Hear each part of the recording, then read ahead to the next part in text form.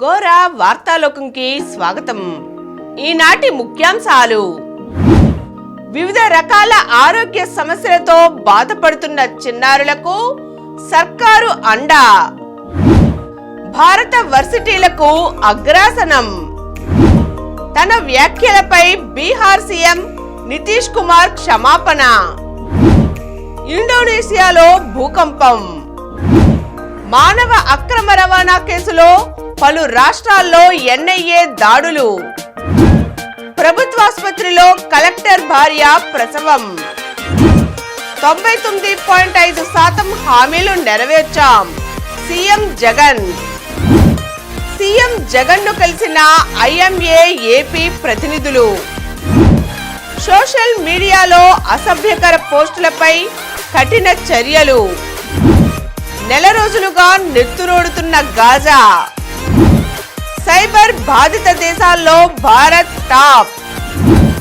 బరువు తగ్గడానికి ఏ విధంగా నడిస్తే మేలు? ఈరోజు వార్తలను చూద్దాం. వివిధ రకాల సమస్యలతో బాధపడుతున్న చిన్నారులకు సర్కారు అండా. కాకినాడ జిల్లా తాళ్లరేవుకు చెందిన దుర్గా వరప్రసాద్, ఆదిలక్ష్మిల కుమార్తె జాహ్నవి గుండె జబ్బుతో బాధపడుతుంది. జగనన్న ఆరోగ్య సురక్ష కార్యక్రమంలో బాలికను పరీక్షించిన వైద్యులు తిరుపతి శ్రీ పద్మావతి చిన్నపిల్లల హృదయాలయానికి రిఫర్ చేయగా రాష్ట్ర ప్రభుత్వం ఉచితంగా గుండె ఆపరేషన్ చేయించింది. ఇక నెల్లూరు జిల్లా విడవలూరు మండలానికి చెందిన రైతు అనిల్ దంపతుల రెండో కుమార్తె మధుప్రియకు గ్రహణం వరి సమస్య ఉండటంతో పుట్టిన వెంటనే తిరుపతిలోని బర్డ్ ఆసుపత్రికి తీసుకువెళ్లారు. అక్కడి వైద్యులు నిర్వహించిన పరీక్షల్లో గుండెకు రంధ్రం ఉన్నట్లు నిర్ధారించారు. ఇటీవలే తమ గ్రామంలో శిబిరం నిర్వహించిన రోజున పాపను తీసుకువెళ్లగా ఆరోగ్యశ్రీ కింద ఉచితంగా గుండె ఆపరేషన్ చేశారు. జాహ్నవి, మధుప్రియుల తరహాలో వివిధ అనారోగ్య సమస్యలతో బాధపడుతున్న చిన్నారుల భవితకు సీఎం జగన్ ప్రభుత్వం జగనన్న ఆరోగ్య సురక్ష ద్వారా పునర్జన్మను ప్రసాదిస్తోంది. ఈ కార్యక్రమంలో ప్రతి ఇంటిని జల్లెడపట్టి ఆరోగ్య సమస్యలతో బాధపడుతున్న వారిని గుర్తించి వారికి ఉచితంగా వైద్య సేవలు అందిస్తున్న విషయం తెలిసిందే. ఈ క్రమంలో పుట్టుకతో న్యూరల్ ట్యూబ్ లోపం, డౌన్ సిండ్రోమ్, గ్రహణం మొర్రి, పెదవి చీలిక, వంకర పాదాలు, నడుం భాగం వృద్ధి లోపం, గుండె జబ్బులు, పుట్టుకతో వచ్చే చెవుడు, రెటినోపతి ఆఫ్ ప్రీ మెచ్యూరిటీ, మేధోపరమైన అసమానత, వయసుకు అనుగుణంగా మాటలు రాకపోవడం, ఆటిజం సహా ఇతర 30 రకాల వ్యాధులతో బాధపడుతున్న చిన్నారులకు వైద్య శాఖ గుర్తిస్తోంది. వీరికి అవసరమైన వైద్య పరీక్షలు, చికిత్సలను ప్రభుత్వం ఉచితంగా అందిస్తోంది. భారత వర్సిటీలకు అగ్రాసనం. ప్రపంచ ప్రఖ్యాత క్వాక్వరెల్లి సైమెన్స్ ఆసియా వర్సిటీల ర్యాంకింగ్స్లో భారత్ అత్యధిక వర్సిటీలతో అగ్రస్థానంలో నిలిచింది. బుధవారం 856 విద్యాసంస్థలతో QS ఆసియా వర్సిటీ ర్యాంకులను విడుదల చేసింది. ఈ జాబితాలో 148 వర్సిటీలతో భారత్ మొదటి స్థానంలో నిలవడం విశేషం. గత ఏడాదితో పోలిస్తే కొత్తగా 37 భారతీయ వర్సిటీలు ర్యాంకులు పొందాయి. టాప్ 100 ర్యాంకుల్లో 7 భారతీయ వర్సిటీలకు చోటు దక్కింది. QS సంస్థ అంతర్జాతీయంగా ఉన్నత విద్యలో అత్యుత్తమ ప్రమాణాలు కలిగిన వర్సిటీలకు 11 సూచికల్లో విశ్లేషించి ర్యాంకులను అందిస్తోంది.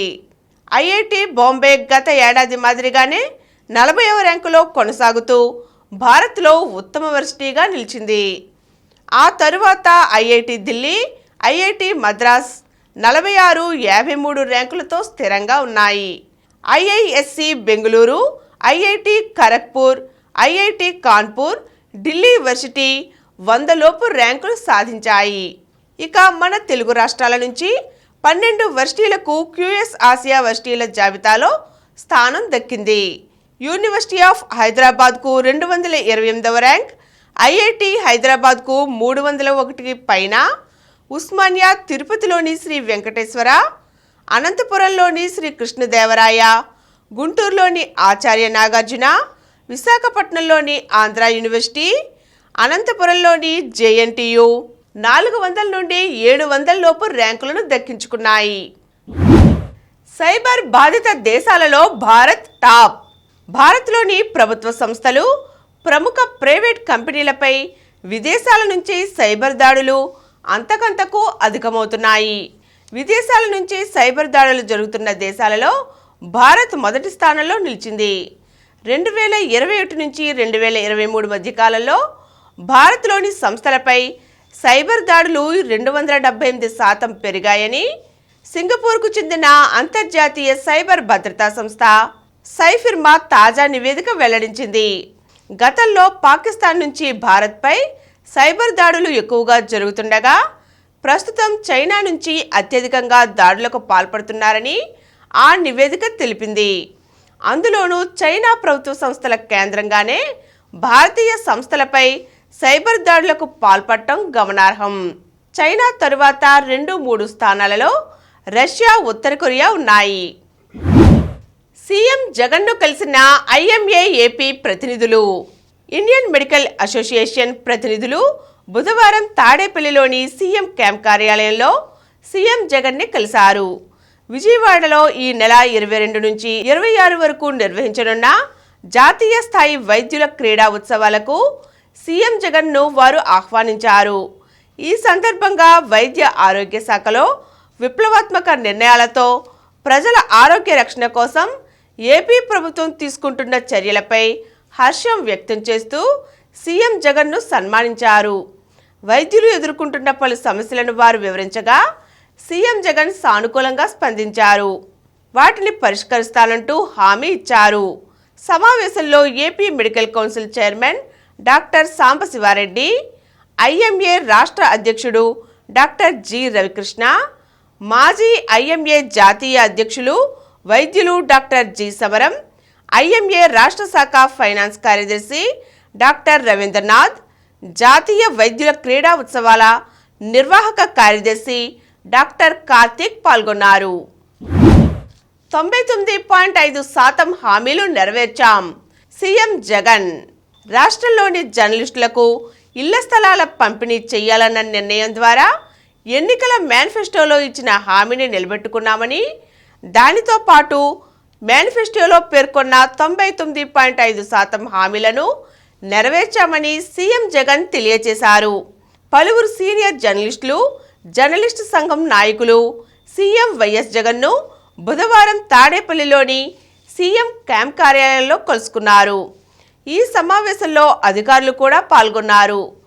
జర్నలిస్టుల ఇళ్ల స్థలాల పంపిణీ ప్రక్రియను వేగవంతం చేయమని సీఎం జగన్ అధికారులను అక్కడే ఆదేశించారు. జాప్యానికి తావు లేకుండా భూముల గుర్తింపు, ఇతర అన్ని అంశాలపై నిర్దిష్టమైన ప్రణాళిక రూపొందించుకొని ముందుకు వెళ్లాలని సీఎం జగన్ అధికారులను ఆదేశించారు. తన వ్యాఖ్యలపై బీహార్ సీఎం నితీష్ కుమార్ క్షమాపణ. జనాభా నియంత్రణ అంశంపై అసెంబ్లీలో తాను చేసిన వ్యాఖ్యలపై తీవ్ర దుమారం రేగడంతో బీహార్ ముఖ్యమంత్రి జేడీయూ నేత నితీష్ కుమార్ బుధవారం క్షమాపణ చెప్పారు. శాసనసభ, శాసన మండలిలో, అసెంబ్లీ బయట క్షమాపణ కోరారు. మహిళలు విద్యావంతులైతే గర్భం రాకుండా భర్తతో శృంగారం ఎలా చేయాలో నేర్చుకుంటారని, దానివల్ల జనాభా పెరుగుదల ఆగిపోతుందని నితీష్ కుమార్ మంగళవారం అసెంబ్లీలో వ్యాఖ్యానించారు. దీనిపై ప్రధానమంత్రి నరేంద్ర మోదీ, బీజేపీ నాయకులు, ఎంఐఎం అధినేత, హైదరాబాద్ ఎంపీ అసదుద్దీన్ ఓవైసీ తదితరులు తీవ్ర ఆగ్రహం వ్యక్తం చేశారు. మహిళలను దారుణంగా కించపరిచారని నితీష్పై మండిపడ్డారు. తక్షణమే క్షమాపణ చెప్పాలని డిమాండ్ చేశారు. నితీష్ వెంటనే రాజీనామా చేయాలని బీహార్ ప్రతిపక్షాలు పట్టుబట్టాయి. దీంతో నిన్న సభలో నేను మాట్లాడిన మాటలు కొందరికి నచ్చలేదని అర్థమైంది. మహిళా సాధికారత కోసం మా ప్రభుత్వం తీసుకుంటున్న చర్యలను తెలియచెప్పాలన్నదే నా అసలు ఉద్దేశ్యం. జనాభా నియంత్రణలో మహిళల అక్షరాస్యత పాత్ర నానాటికి పెరుగుతోందని చెప్పాలనుకున్నాను. ఎవరి మనోభావాలైనా దెబ్బతింటే వారిని క్షమాపణ కోరుతున్నా. నా వ్యాఖ్యలను వెనక్కి తీసుకుంటున్నానని నితీష్ కుమార్ స్పష్టం చేశారు. ఇండోనేషియాలో భూకంపం. శక్తివంతమైన భూకంపం బుధవారం ఇండోనేషియాను వణికించింది. తూర్పు ప్రాంతంలోని చియాన్ ద్వీపం వరుస ప్రకంపనలతో చిగురుటాకులా వణికిపోయింది. ప్రాణ ఆస్తి నష్టానికి సంబంధించిన వివరాలు ఇంకా తెలిసి రాలేదు. ఈ ద్వీపంలో జనాభా తక్కువగా ఉంటుంది. ముందుగా మలుకు ప్రావిన్స్లో తీరపట్టణం తువాలుకు 341 కిలోమీటర్ల దూరంలో 6.9 తీవ్రతతో భూమి కంపించింది. తరువాత అక్కడే 7 తీవ్రతతో మరో భూకంపం సంభవించింది. అనంతరం 5.1 తీవ్రతతో పలుమార్లు భూమి కంపించింది అని అమెరికా జియోలాజికల్ సర్వే తెలిపింది. వీటి వల్ల సునామీ ప్రమాదమేమీ లేదని అధికారులు తెలియజేశారు. గాజా నెల రోజులుగా నెత్తురోడుతోంది. ఇజ్రాయెల్ హమాస్ మధ్య యుద్ధం మొదలై నెల రోజులు దాటింది. గాజాపై బోతల దాడులను తాత్కాలికంగా నిలిపివేసిన ఇజ్రాయెల్ సైన్యం వైమానిక దాడులను కొనసాగిస్తోంది. బుధవారం గాజా అంతటా క్షిపణులు, రాకెట్లు ప్రయోగించింది. గాజాలో గత 24 గంటల వ్యవధిలో 214 మంది మరణించారంటే పరిస్థితి తీవ్రతను అర్థం చేసుకోవచ్చు. నెల రోజులకు పైగా సాగుతున్న యుద్ధంలో హమాస్ మిలిటెంట్లపై ఇజ్రాయెల్ సైన్యం పైచేయి సాధిస్తోంది. గాజాలో పెరిగిపోతున్న మరణాలపై ఐక్యరాజ్యసమితి సెక్రటరీ జనరల్ ఆంటోనియో గుటెరస్ ఆందోళన వ్యక్తం చేశారు. గాజా స్ట్రిప్ మొత్తం చిన్నపిల్లల శ్మశాన వాటికంగా మారుతోందని చెప్పారు. మృతుల సంఖ్య పెరుగుతోంది అంటే ఇజ్రాయెల్ సైన్యం తప్పుడు దారిలో పయనిస్తున్నట్లుగా అర్థమని ఆయన స్పష్టం చేశారు. మానవ అక్రమ రవాణా కేసుల్లో పలు రాష్ట్రాలలో ఎన్ఐఏ దాడులు. మానవ అక్రమ రవాణా కేసుల విచారణను జాతీయ దర్యాప్తు సంస్థ ఎన్ఐఏ వేగవంతం చేసింది. బుధవారం దేశవ్యాప్తంగా 8 రాష్ట్రాలు, 2 కేంద్రపాలిత ప్రాంతాలలో దాడులు కొనసాగించింది. ఈ కేసుకు సంబంధించి నిందితులను అరెస్ట్ చేసేందుకు ఏకకాలంలో దాడులు, సోదాలు నిర్వహించింది. త్రిపుర, అస్సాం, పశ్చిమ బెంగాల్, కర్ణాటక, తమిళనాడు, తెలంగాణ, హర్యానా, రాజస్థాన్ రాష్ట్రాలతో పాటుగా కేంద్రపాలిత ప్రాంతాలైన జమ్మూ కాశ్మీర్, పుదుచ్చేరిలలో ఈ దాడులు చేశామని బుధవారం వెలువరించిన ఒక ప్రకటనలో ఎన్ఐఏ పేర్కొంది. సోషల్ మీడియాలో అసభ్యకర పోస్టులపై కఠిన చర్యలు. సోషల్ మీడియాలో అసభ్యకర పోస్టులు పెడుతున్న వారిపై కఠిన చర్యలు చేపడుతున్నట్లుగా సిఐడి అదనపు డీజీ సంజయ్ హెచ్చరించారు. సీఎం జగన్ కుటుంబ సభ్యులపై అసభ్యకర పోస్టులు పెడుతున్న 5 అకౌంట్లను గుర్తించామని చెప్పారు. టీడీపీ కార్తీక్ రెడ్డి, సమరసింహారెడ్డి, చిత్రలహరి, వైసీపీ మొగుడు అనే పేర్లతో ఉన్న సోషల్ మీడియా అకౌంట్ల నుంచి అసభ్యకరమైన పోస్టులు పెడుతున్నట్లుగా నిర్ధారణ అయ్యిందన్నారు. వాటిని నడుపుతున్న వారిపై కఠిన చర్యలు తీసుకుంటామని స్పష్టం చేశారు. అలాగే మహిళా న్యాయమూర్తిని దూషిస్తూ పోస్టులు పెట్టిన 26 అకౌంట్లకు సంబంధించి 21 మందిని గుర్తించామని తెలిపారు. వారిలో టీడీపీ నేత బుద్ధ వెంకన్న సహా 19 మందికి నోటీసులు జారీ చేశామన్నారు. ప్రభుత్వాసుపత్రిలో కలెక్టర్ భార్య ప్రసవం. ఆయన ఆ జిల్లాకే ప్రధాన అధికారి. ఆయన తలుచుకుంటే కార్పొరేట్ ఆసుపత్రుల్లో వైద్య సేవలు పొందగలరు. కానీ ప్రభుత్వ ఆసుపత్రుల్లో అందుతున్న మెరుగైన వైద్య సేవల గురించి ప్రజలకు అవగాహన కల్పించాలని నిర్ణయించుకున్నారు. ధైర్యంగా తన భార్యకు ప్రభుత్వ ఆసుపత్రిలో ప్రసవం చేయించారు. పలువురికి ఆదర్శంగా నిలిచారు. ఆయన మరెవరో కాదు, పార్వతీపురం మన్యం జిల్లా కలెక్టర్ నిశాంత్ కుమార్. వివరాల్లోకి వెళ్తే పార్వతీపురం జిల్లా ఆసుపత్రిలో కలెక్టర్ నిశాంత్ కుమార్ భార్య కరుణ బుధవారం సాయంత్రం మగబిడ్డకు జన్మనిచ్చారు.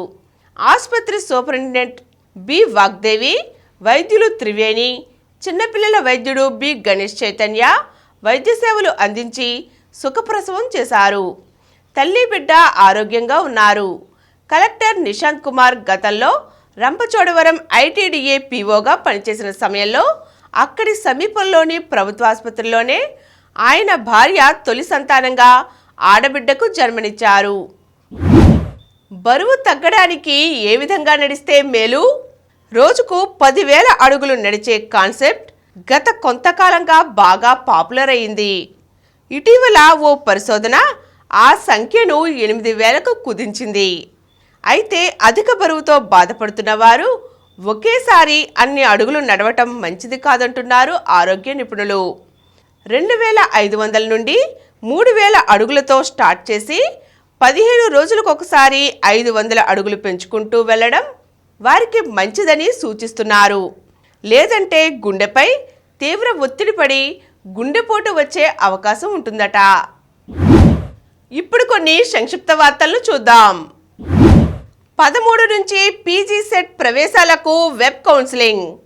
రాష్ట్ర వ్యాప్తంగా పీజీ కోర్సుల్లో ప్రవేశాలకు నిర్వహించిన ఏపీ పీజీ సెట్ చివరి దశ ప్రవేశాల వెబ్ కౌన్సిలింగ్ ఈ నెల 13 నుండి 15 వరకు జరుగుతుంది. జొన్నగిరిలో విలువైన వజ్రం లభ్యం. ఓ పేదింటి మహిళా కూలీని అదృష్టం వజ్రం రూపంలో తలుపు తట్టింది. కర్నూలు జిల్లా తుగ్గలి మండలం జొన్నగిరిలో బుధవారం వ్యవసాయ తోటలో మిరపకాయలు కోసేందుకు వెళ్లిన ఓ మహిళా కూలీకి విలువైన వజ్రం లభించింది. దాదాపు 5 క్యారెట్లకు పైగా ఉన్న ఈ వజ్రాన్ని ఓ వ్యాపారి 10.5 లక్షలు 2 తులాల బంగారం ఇచ్చి కొనుగోలు చేశారట. 2 ఏళ్లలో 2030 గుండె శస్త్రచికిత్సలు, 8 మందికి గుండె మార్పిడి. శ్రీ పద్మావతి చిన్నపిల్లల హృదయాలయం సేవలు అద్భుతం. టీటీడీ ఈవో ఏవి ధర్మారెడ్డి ప్రశంసలు. వందే సాధారణ్ ట్రయల్ రన్. తొలి వందే సాధారణ్ రైలును ముంబై అహ్మదాబాద్ మధ్య విజయవంతంగా నడిపినట్లుగా రైల్వే శాఖ ప్రకటించింది. వ్యక్తిని చంపేసిన రోబో. దక్షిణ కొరియాలో రోబో బుధవారం ఒక రోబోటిక్ సంస్థ ఉద్యోగస్తుడిని పొట్టన పెట్టుకుంది. ఇతను ఆ రోబోను పరీక్షిస్తుండగా ఈ దారుణం జరిగింది. తన సమీపంలో ఉన్నది వ్యక్తి అని ఆ రోబో గుర్తించలేకపోవడమే ఈ ప్రమాదానికి కారణమని ప్రాథమికంగా అంచనా వేశారు. ఐసీసీ వన్డే ర్యాంకింగ్స్లో తొలి అగ్రస్థానానికి శుభ్మన్ గిల్. బౌలింగ్లో సిరాజ్కు మళ్లీ టాప్ ర్యాంక్. ఎట్టకేలకు ఇంగ్లాండ్ ఖాతాలో రెండో విజయం. 160 పరుగులతో నెదర్లాండ్స్ చిత్తు. ఆసియా ఆర్చరీ ఛాంపియన్షిప్లో 2 స్వర్ణాలపై జ్యోతి సురేఖ గురి. వ్యక్తిగత టీం విభాగాలలో ఫైనల్ చేరిన భారత స్టార్. జాతీయ అండర్-9 చెస్ ఛాంప్ సంహిత. జాతీయ అండర్-9 చెస్ ఛాంపియన్షిప్ బాలికల విభాగంలో తెలంగాణ అమ్మాయి పుంగవనం సంహిత టైటిల్ సాధించింది. జంషెడ్పూర్లో బుధవారం ముగిసిన ఈ టోర్నీలో సంహిత నిర్ణీత 11 రౌండ్ల తరువాత 10 పాయింట్లతో అగ్రస్థానంలో నిలిచి ఛాంపియన్గా అవతరించింది. ప్రపంచ కప్లో నేడు న్యూజిలాండ్ వర్సెస్ శ్రీలంక. బెంగళూరు వేదికగా మధ్యాహ్నం 2 గంటల నుండి. మరిన్ని వార్తా విశేషాలతో రేపటి గోరా వార్తాలోకంలో కలుద్దాం. Thank you.